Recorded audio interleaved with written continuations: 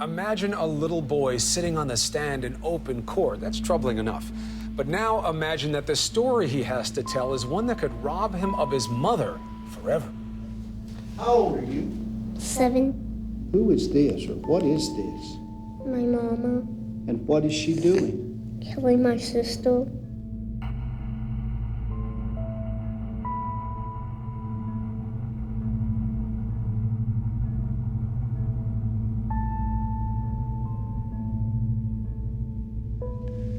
I've got to ask you this, because I want to see your reaction. But did you kill Adriana? No, I did not. Did you dunk her in that pool until she drowned? No.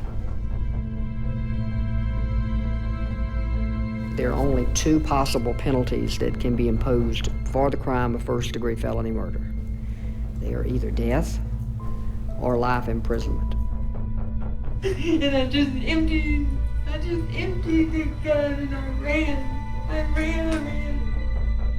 The decomposing body of Jimmy Jost was found in Southwest Austin with 10 gunshot wounds.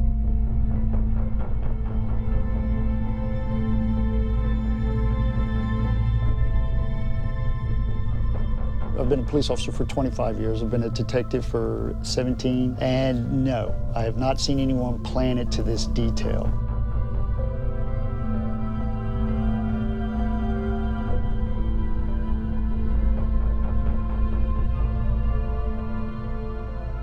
Do you still love him? Yes. We have a child. Think you'll always love Jimmy? Yes.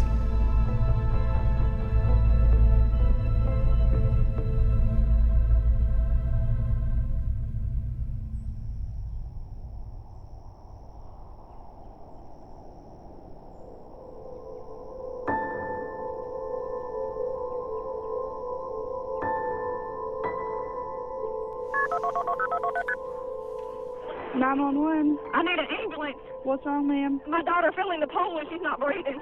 Where at, ma'am? In Esto. And she's not breathing? How old is she? She's 7 years old. Oh, God. Just a second, ma'am. Her lips are purple. What do I do?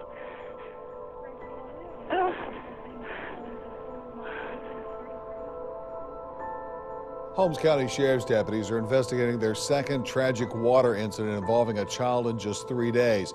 This latest happened about 3 o'clock this afternoon in the community of Esto. Authorities say a 7-year-old girl drowned while playing in a swimming pool. I was on my way to meet Amanda Lewis, the mother of AJ and Adriana, who died when she was 7.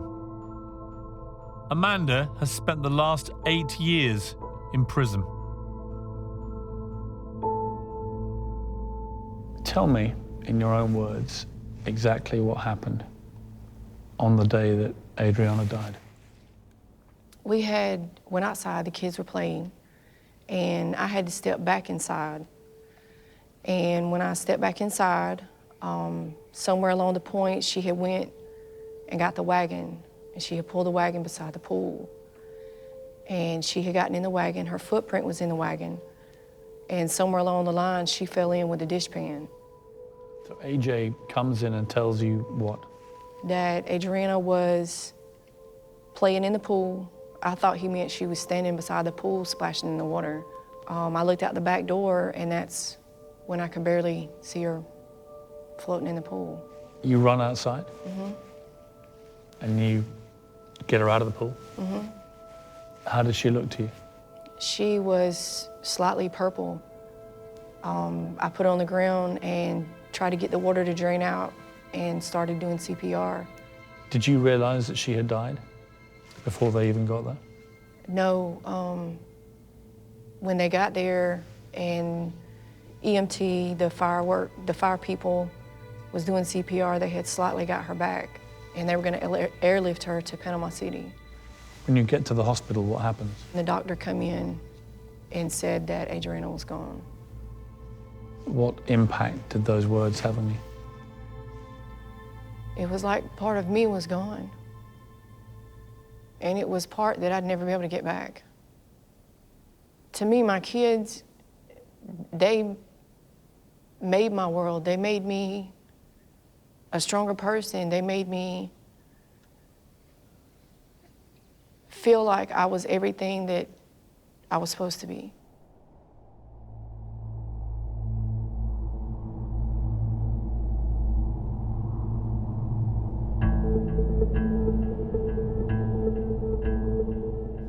Good morning. We're going to present the testimony of a 7-year-old little boy in a big courtroom such as this. With people, he's going to come in here and you're going to be total strangers to him. But he's going to try to do his best when he gets up here. I'm not asking you to believe him just because he comes in here.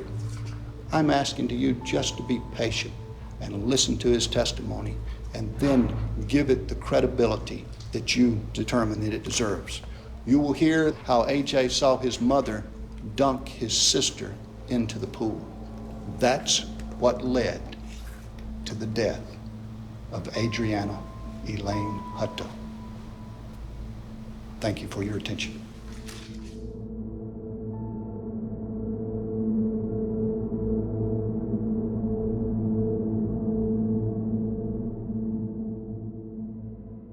Sheriff, just tell me exactly the scene that you encountered when you got here. Where the pool was, where Amanda was, where Adriana was. When I got here, there was fire trucks here, ambulances, and other patrol cars from the sheriff's department. The pool was right out there. You see the pile of wood? Mm-hmm. It was in front of it, coming this way several feet, but it was right out in that area. Now, when I got here, they had Adriana, they was working on her there. Amanda had got back in the house and was in the living room in the floor in the house whenever I got here. What was your gut feeling about what had happened here, your first feeling? We treated it as an accidental drowning. The little boy, AJ, was here and his grandparents had got here, and we let them take AJ and take care of him after we got the mother in the car and got her gone. Well, we had left and I had got back to the sheriff's department whenever the grandmother called me and said, Sheriff, I need to bring AJ down there and let him tell you what he's told me.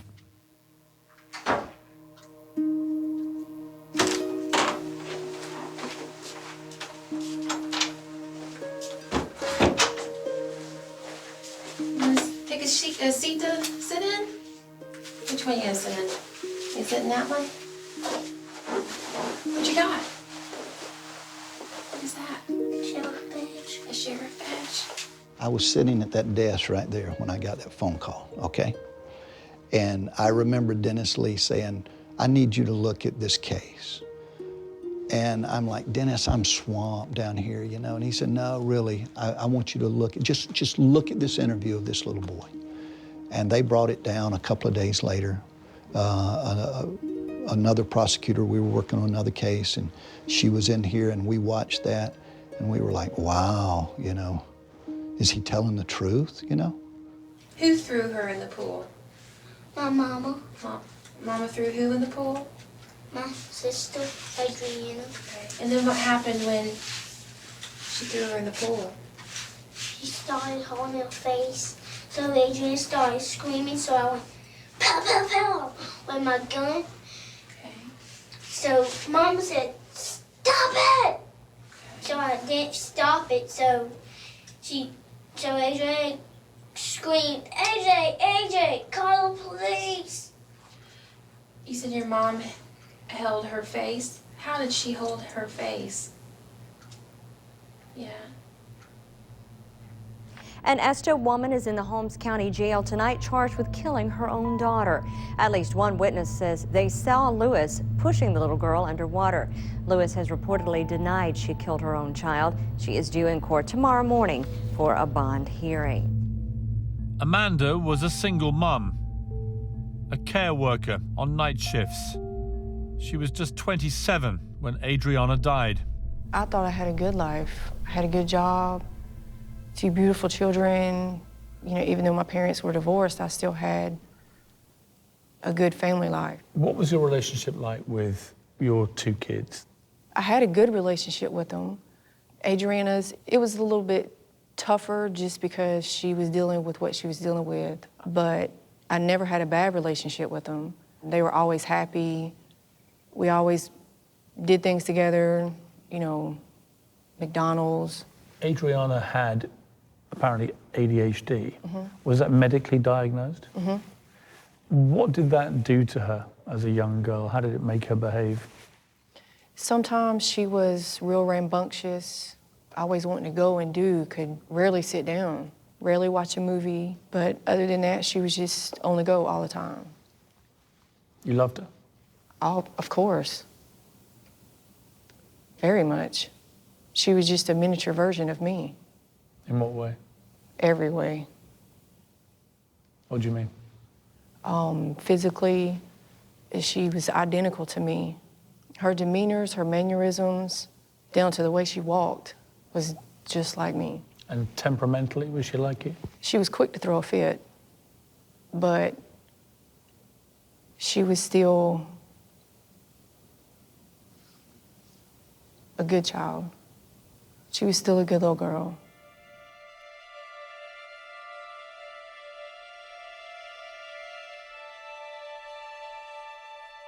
I told you briefly what AJ had said. I don't know how to put this, but he seems to believe that you drowned her. Well, I don't know why he would think that. I mean, I wasn't even out there. I was in the house. Why would he accuse you of drowning your daughter? He does like to tell stories. I mean, he's got, I don't know if I'd say weird, but he does have a very big imagination. How would you feel about taking a polygraph? I'd be fine with it. You think that might be beneficial? Well, evidently, because I know, you know, everybody's looking at me.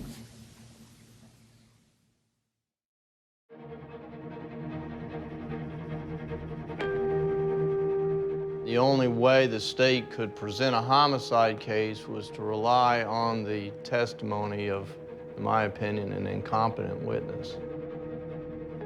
I've been doing this for a long time. AJ told us the truth. He told us what he seen that day. AJ, if you'll come right over here and just have a seat in that chair right over there, okay? I found him to be a credible witness. If I did not believe he was a credible witness, I never would have put him on the stand in the first place. Now, this is microphone right here, all right? When he walks through the door into the courtroom, and you see him for the first time since all this has happened, what is your reaction? I miss him, and I wish that I could pick him up and hug him. I was very upset because I couldn't believe they were doing this because he's only a child. But just disbelief. AJ didn't recognize you at first. He hadn't seen you for a while. And then he does. And he bursts into tears. And you burst into tears. I wanted to get up and go to him.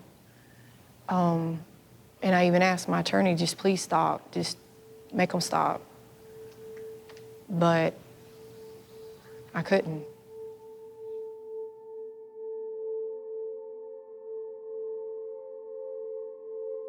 Can you tell me what a lie is? It's not the truth. Can you tell me what the truth is? It's not a lie. If I told you your mother was in the courtroom here today, would that be the truth? No, so. That would not be the truth. Why is that? Because she's not in the courtroom? No, so. Where is your mother? Jail. She's in jail.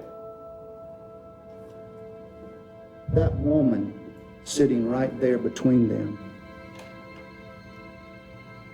Have you ever seen her before?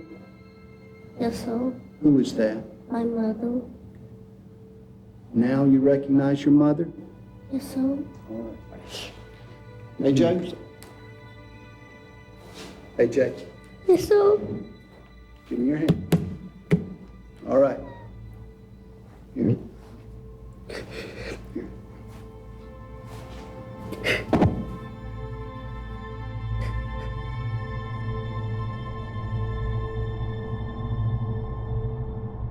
This case could never have come to court were it not for the testimony of 7-year-old AJ.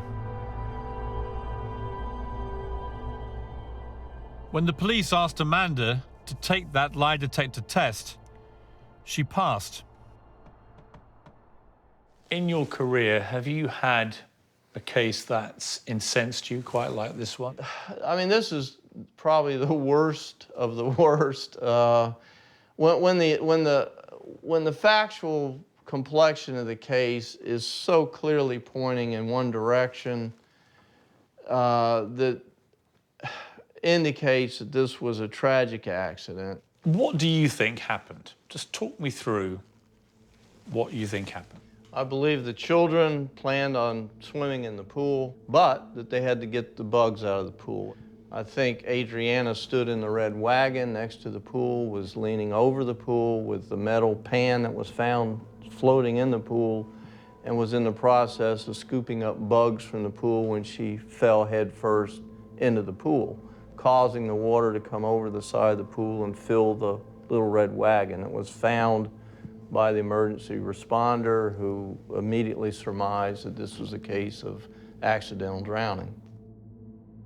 This is a case that we believe she maliciously punished her daughter, Adriana, and she just went too far. She was under a lot of stress.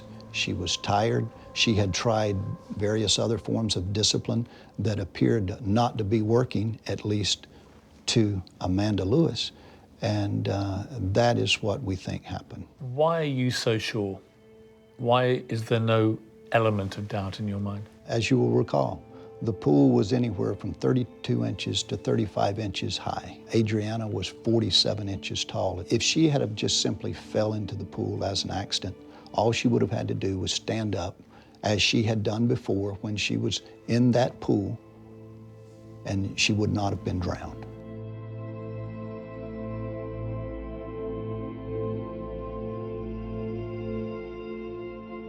It had a very strong, the whole house smelled of urine and feces. It had a stench of urine. You could hardly stay in that room. I mean, you'd had to get a breath and go in there and then come right back out. Okay, you may be seated. Amanda Lewis, how do you know her, ma'am? She's my daughter. Adriana Hutta, how did you know her? She was my granddaughter. Did she seem to have, your daughter seemed to have a short temper with Adriana?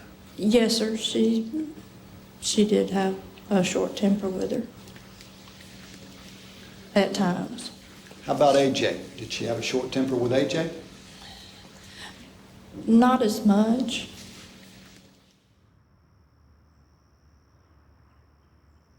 Some people have said you weren't a good mother, and they put that down to when the police went in, they smelt urine in the younger kids' room. They didn't see any toys. They felt from what they were picking up from people that you were pretty tough, lost your temper. As far as the smell of urine, she wet the bed quite a bit. But there was also a dog in the house that urinated on everything. Did you physically punish the kids, Adriana and AJ? No, for the most part, they got timeout. What did that mean? Timeout benches or the corner. There was only one time that I really did spank Adriana, and she had little marks on her little backside cheeks. But why did you do that? I can't even remember what she did. That, yes, I do. She wrote throughout my car with a permanent marker. What did she write? Loser.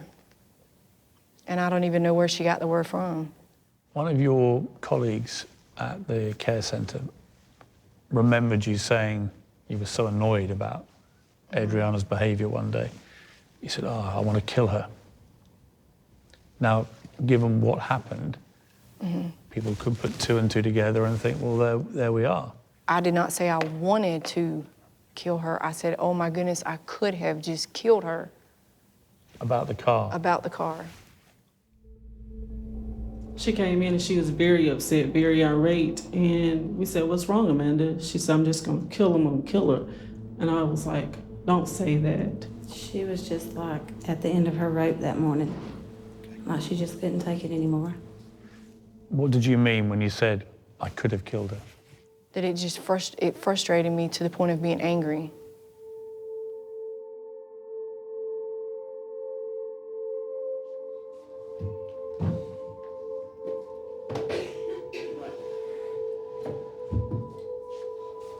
Up right here. I think you're gonna have to kneel down right there. Kneel down. Okay, I want to show you this photograph here, 1B. Let's just move that one out of the way. 1B.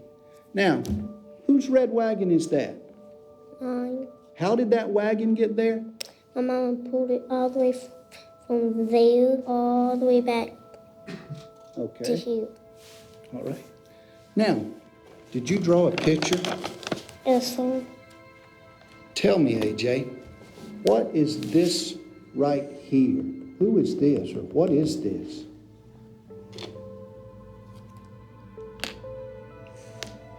My mama Okay. And what is she doing? killing my sister, How is she doing that, AJ? putting her hand over her face. What is this right here? My mother's arm. Your mother's arm? Yes, sir. Okay.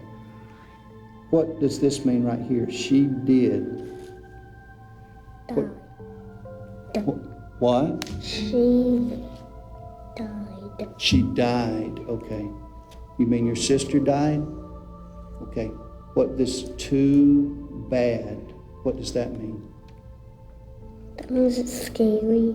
It was scary.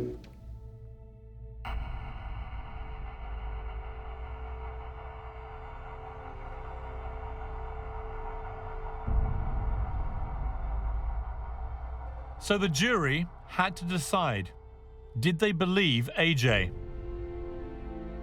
Or was this just another tragic case of the most common cause of accidental child death in Florida, drowning?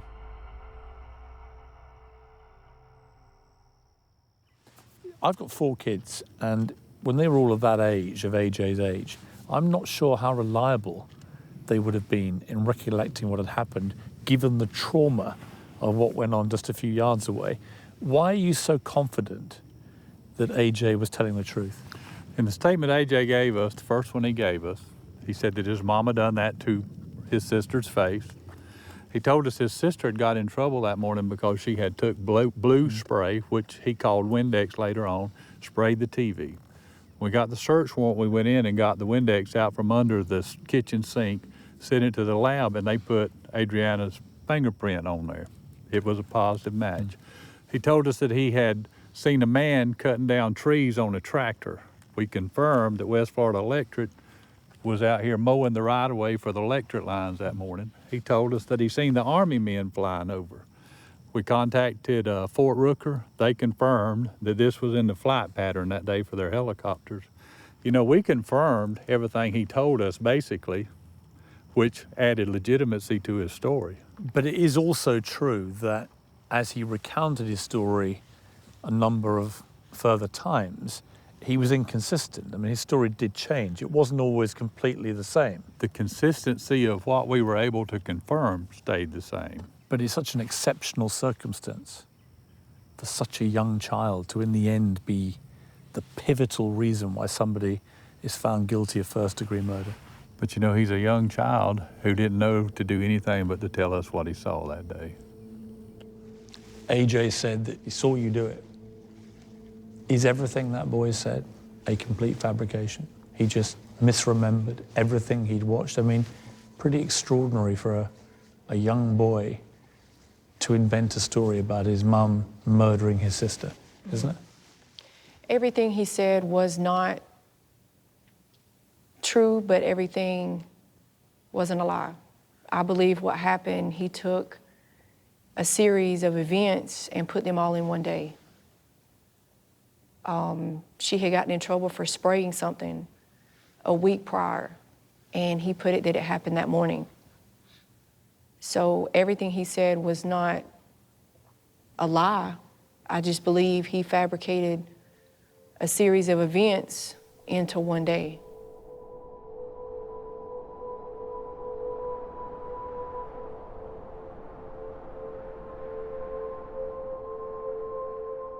There was one piece of evidence the prosecution argued proved AJ's version of events.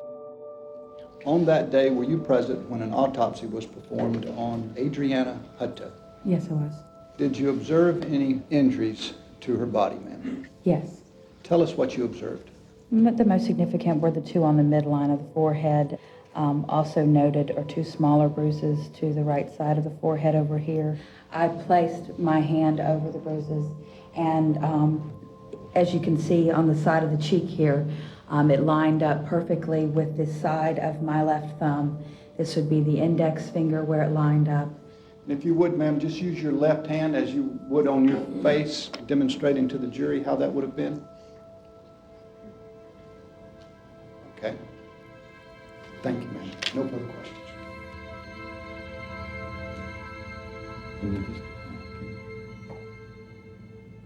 Can you go to the very beginning where it says resume or whatever?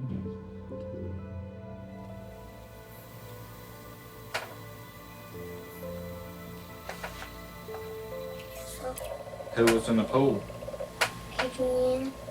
Did your mama get in the pool? No. Adrian was just in the pool with Mama.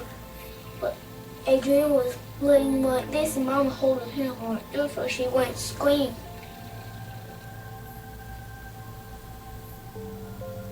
Today?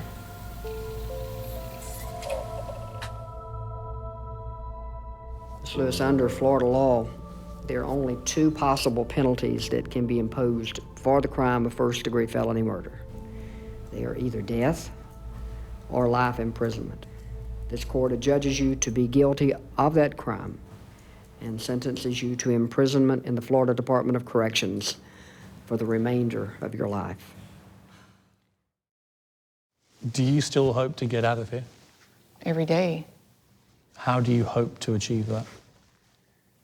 Through the courts, proving that I'm innocent, proving that what they said I didn't do. And I fight every day to prove it. And I'll continue until I do.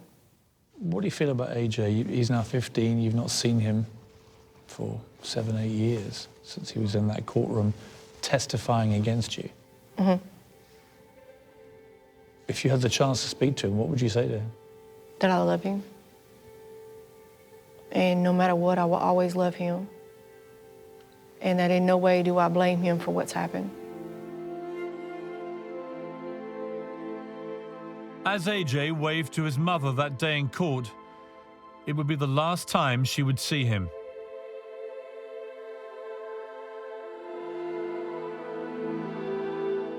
AJ now has a new family. He's been adopted. But in 3 years' time, he will be old enough to decide for himself whether he wants to see his mother again.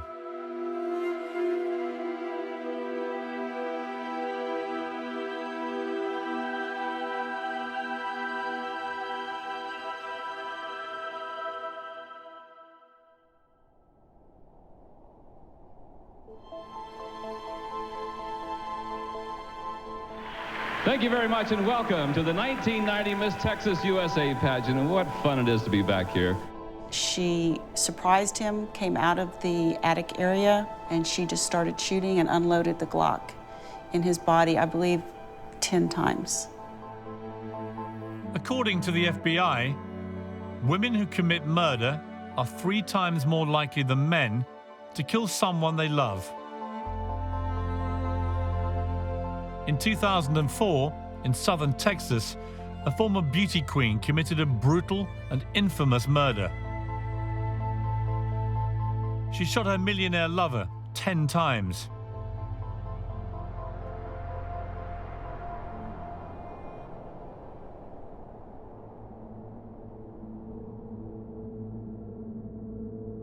As you're even going in through the garage door, which was open, you could just smell a decomposition odor coming from inside. And it just got stronger and stronger as we continued to enter in. How bad was the scene that you discovered? Well, the actual scene itself was pretty bad. I mean, the victim had been there for enough time to where he was decomposing. And it was confusing when we were looking at it at first, is how someone in their own house could be shot in the location, in the manner, like he was an intruder almost to a point based on how it looked in his own house. From where you saw all the bullets and where they had flown and where they'd landed, talk me through what you think happened. It looks like he was walking down the hall, 2 bullets one went into the door that he was by, and then one went into the wall, and it tore up his right side and into his torso area as well. And then we found some shell casings right near him. That's someone who wanted to kill somebody. That someone is Rhonda Glover. She has been in Texas State Prison for the last 10 years.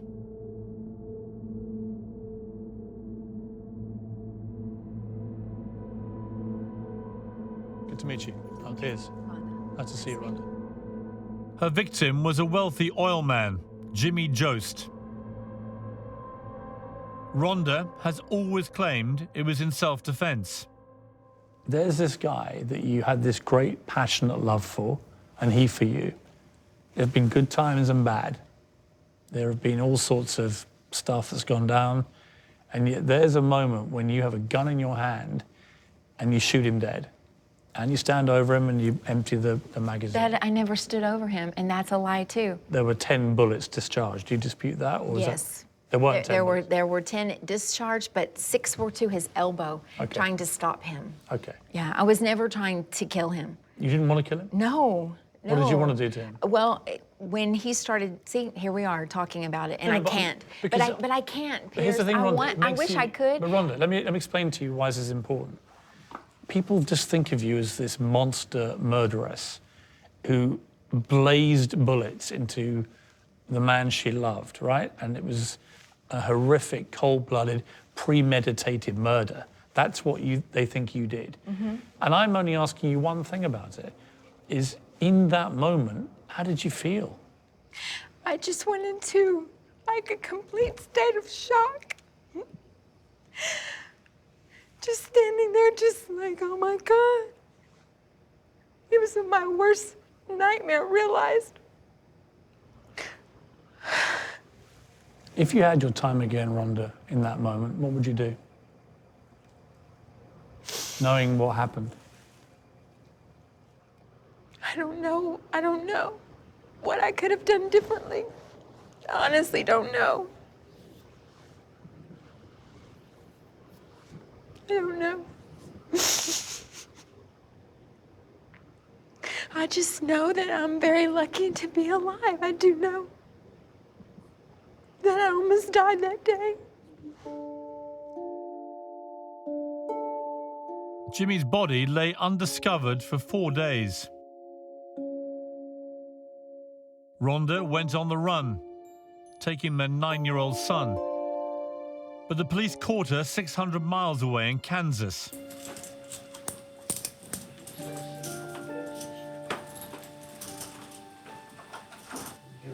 These are so tight. They're every time I walk. Unfortunately, that's the feds, the U.S. Marshal. I know they're up against.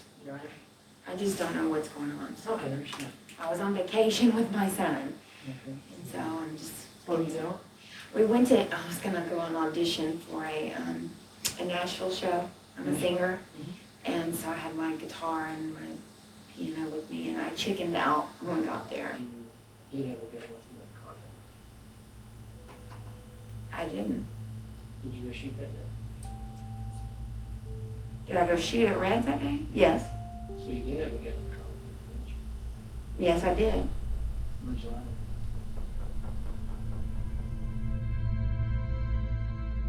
In the years before the murder, Rhonda and Jimmy were part of the oil-rich elite in Texas. They were together, off and on, for over a decade. He was devoted to her. He worshiped her. She controlled him, and he just loved her and worshiped every second of every day. When did you first meet Rhonda, and what was your first impression? I met Rhonda back during the late 70s, early 80s, during the disco days. Everybody was hanging out at the discos and hanging out at the bars, and she was just one of the girls that hung out everywhere, and one of the beautiful Texas blondes that you saw out all the time. Was the big catch for women like Rhonda an oil guy? It was a total prize. I mean, if you were to write a story about the art of the deal for women back in those days, if they latch on to an oil man, they go from an apartment to $1 million house in River Oaks.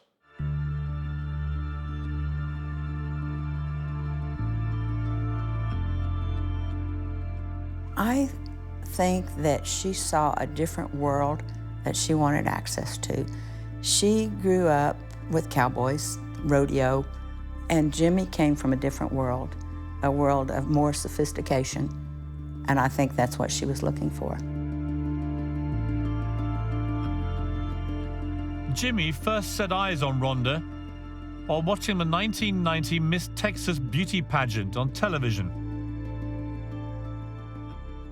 When he saw me, he said, "I'm going to marry that girl." And he became determined to meet me and to seek me out. People thought you made a great couple when you first got together. Is that how you felt in the end? I mean, you find him attractive? Yes, I did. And handsome? Yeah, and he was funny. He was very funny, and he could cook. He introduced me to, a lifestyle that I had never experienced before, with having a lot of people over and big parties. And you loved him? Yes. Yeah. Like deeply. proper, passionate love? You said deeply there. Yes, I did, but I'm trying to explain to you, Piers, that it didn't last very long. I understand that, but I want you just to try and remember the good times. There must have been between you a real draw, a real love. Yes. And then when we had our son, that kept me hoping that we could have a normal life. But his obsession with me,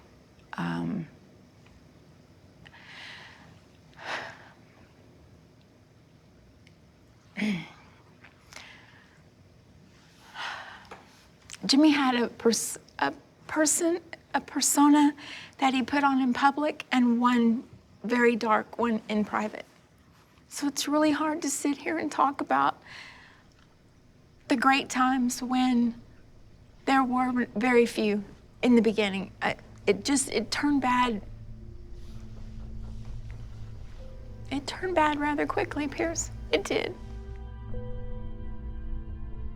I've been a police officer for 25 years. I've been a detective for 17. All of it's in violent crimes. And no, I have not seen anyone plan it to this detail. I did do it. I did. He came after me, and I did do it. That's all I want to know is what happened. We want to give you...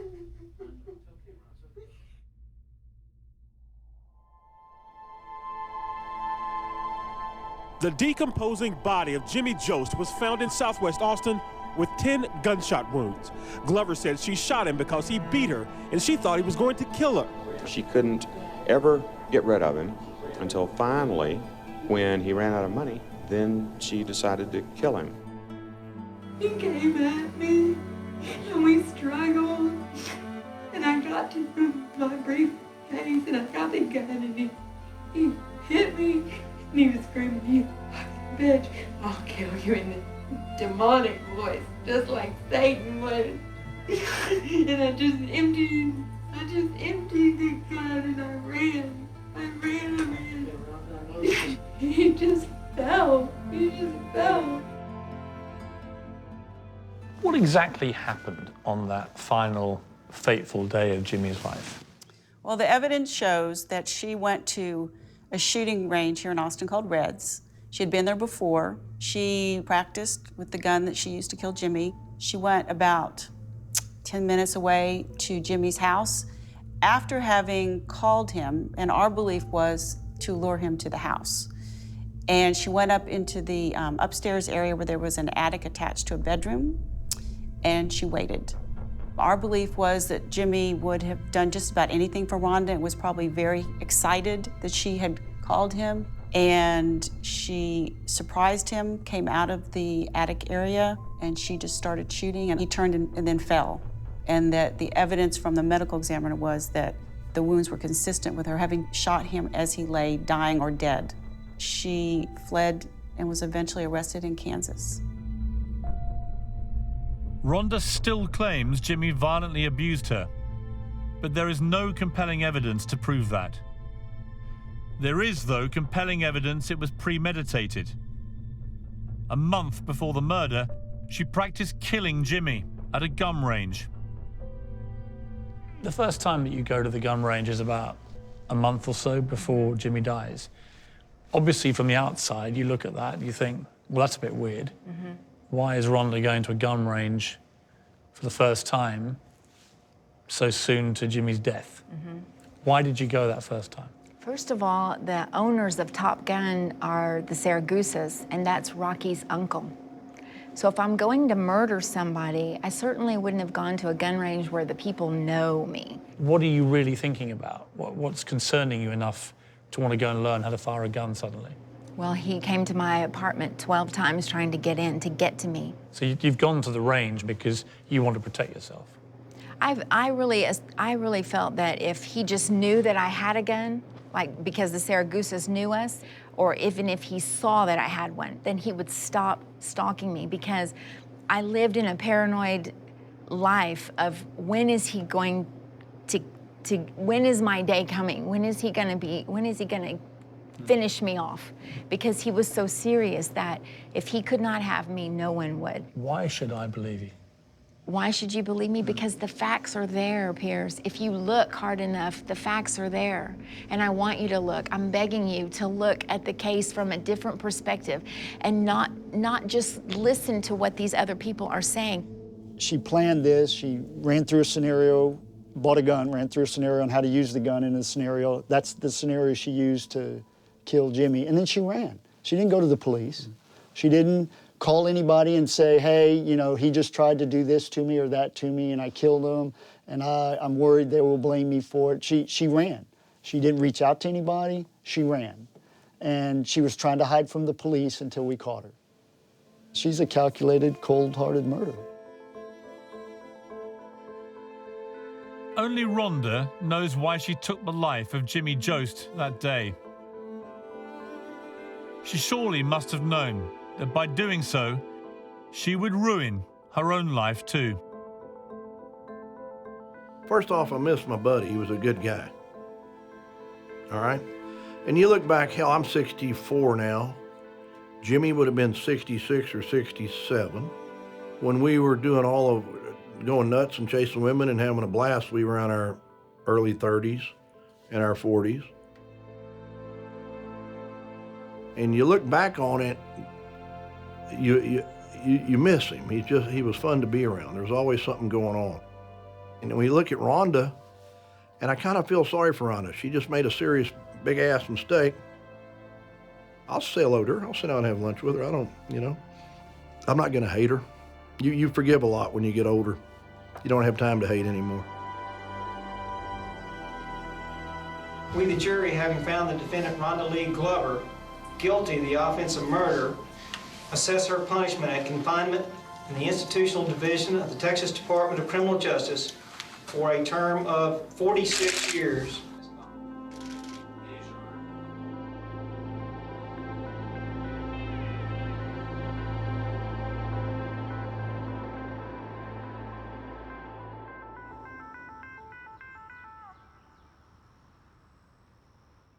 On a human level, this is excruciatingly difficult.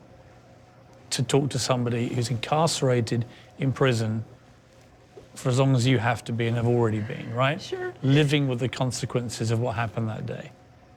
If Jimmy was here now, what would you say to him? I haven't thought that far. What would I say to him? If you had the chance to speak to him one more time, what would you say? Would you? Why would he want to hurt us? If he loved us so much, why would he do all those things to us? Why would he hurt us? Would you apologize to him for killing him? Yeah. And I would tell him that I didn't mean to kill him.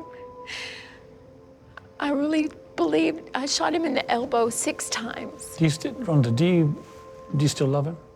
Yes. We have a child. Think you'll always love Jimmy? Yes. Rhonda, thank you for your time. Thank you.